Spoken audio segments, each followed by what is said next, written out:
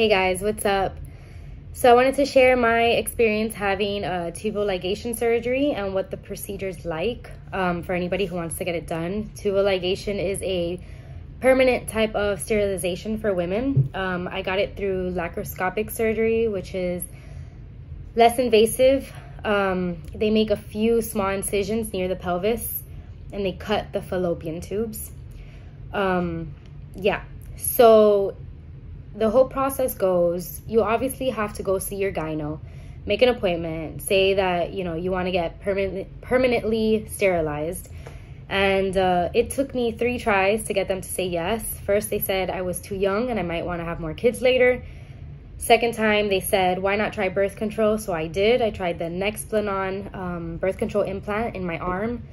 And I've had my period for a little over 3 months straight. And I was annoyed. So I went back and I said, I don't want to have any more babies. I don't want to have that option when I get older. I don't want to bring kids into this world. Sterilize me. So they finally agreed to it. Then after that, it took about a month for me to get an appointment with the hospital. They scheduled it for me. And then they send me a little packet guide on, you know, what to do the night before. You're not allowed to shave your body in the area where they're going to do surgery 3 days prior. You're not supposed to eat or drink anything after midnight the day before your surgery. I got to the hospital at 5:30 a.m. and then they just prepped me. Surgery started at 7:30. So when I got there, the night before, you have to shower with this antibacterial soap that they give you. And then when you get to the hospital, they make you wipe down your entire body with some like soap and water that they give you. You're not allowed to have like any nail polish on, no makeup, no jewelry. Obviously, it's surgery. Yeah, so they do that. Then they go ahead and put an IV in you. They check your blood pressure, all that, and clear you for surgery. They put an IV in you, so it's easy access for the anesthesia. They also take out a tube of blood, take some urine to make sure you're not pregnant, and give you some Tylenol because it's supposed to ease pain after the surgery. Sorry, I can't like use my abdominals, so it's so hard to clear my throat or breathe.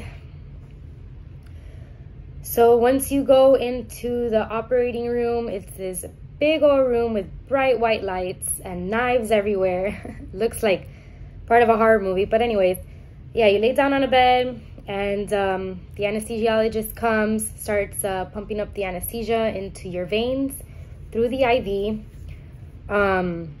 That hurts, it bothers, but you're also breathing oxygen at the same time, so it's kind of distracting to breathe.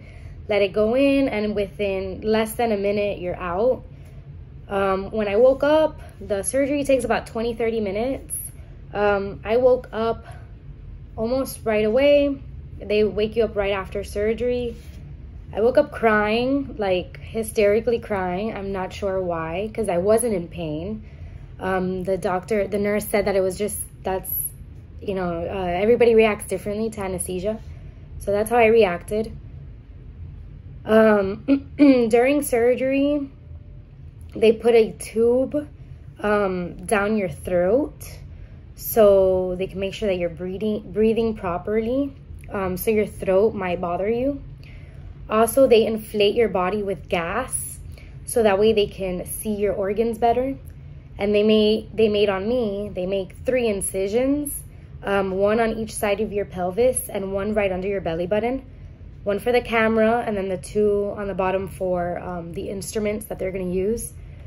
So the most painful thing after surgery is not even the pain where they made the incisions or like your organs being cut.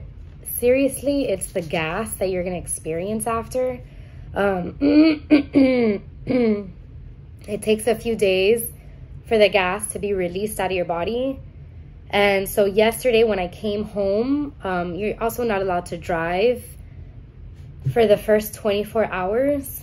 So my mom picked me up from the hospital, and when I got home, seriously, I thought I was having cramps. You know, when you go running and you have these awful cramps right under your ribs and you can't breathe. I had that feeling, but it didn't go away, and it was really intense. And even now I have them and I have trouble breathing. And that's actually just the gas. And it really bothers. I can barely, it bothers when I lay down, bothers when I sit up. But it was so bad yesterday when I got home, and I was having a lot of trouble breathing. And my mom and my boyfriend started freaking out because I was breathing as if I was in labor and having contractions. So they called 911. They came, they checked me, they said everything was fine. They recommended, obviously after surgery, in order to release that gas, you have to do you got to walk a lot. You can't just be sitting down and laying down all day. So you got to get up and walk. You can't be seated for more than an hour. I guess it's just the position of being in like an L.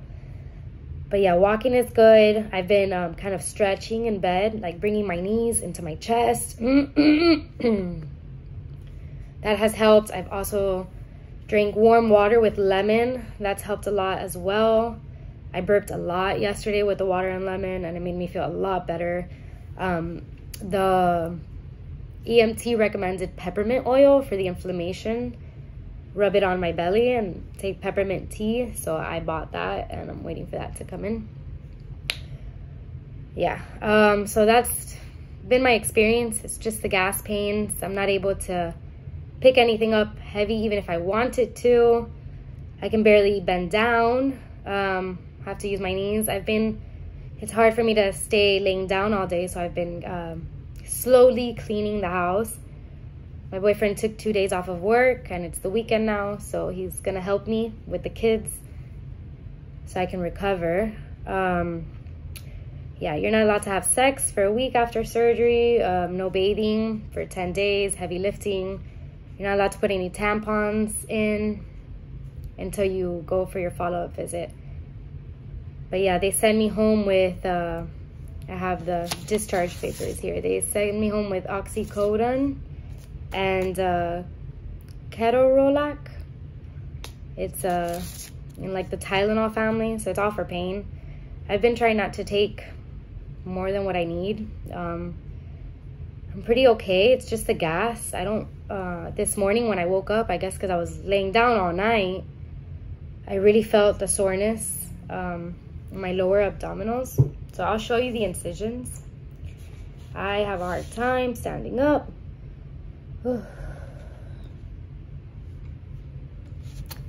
So yeah, let me see, there's one there under my belly button. I have a hernia, so that's why my belly button's sticking out. From my last pregnancy, my colon kind of came out of my belly button. I gotta fix that next. But yeah, they made an incision here where they put the camera, and then these 2 incisions down here. I guess they put some kind of glue or something. And then my belly, I don't know if you can see it, is bloated. And I feel so much gas under my ribs. It really bothers me. I gotta just breathe a lot. So yeah, I don't know, I wasn't expecting anything when I came into the surgery. It's my first surgery. I had my 2 children naturally. I didn't experience a C-section. So I'm very uncomfortable. I have a very low tolerance for pain. So I've been like a whiny baby this past day. But yeah, if I can do it, y'all can do it too, whoever wants to get snipped up. I heard that some long-term side effects about, cutting your fallopian tubes is going through menopause earlier in life, hot sweats, mood swings. You also have to take into consideration when you're cutting parts of your body. Your body works perfectly as a whole. Everything works good together, And I have a lot of respect for my body. And I wish that I didn't have to cut myself in this way. But I didn't think it was fair to make my boyfriend do a vasectomy. He actually wants more children. So obviously it's just not gonna happen. I don't want 5 kids. It's a lot to have 2 children. It takes a lot out of me. So I didn't think it was fair to snip him up when, you know, I'm, God forbid, but who knows if we're not together in the future and he would like to have children with someone else later, or I don't know. You just never know. So I took it as my responsibility since I'm the one that doesn't want any more kids. But yeah, you know, it's not a very invasive surgery, but at the end of the day, it is, you know. But it is what it is. For me, this was the best decision for me and my family.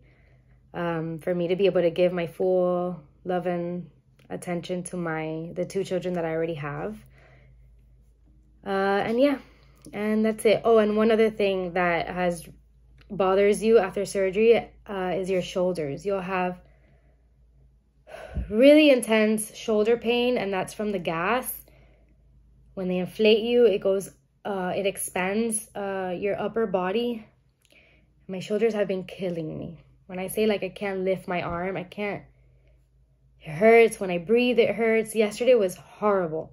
Today it's a little bit better. So yeah, I'll do another one of these videos in a few days to see how I recovered, how I feel. Maybe in like a month or so. But yeah, thanks for listening. Bye.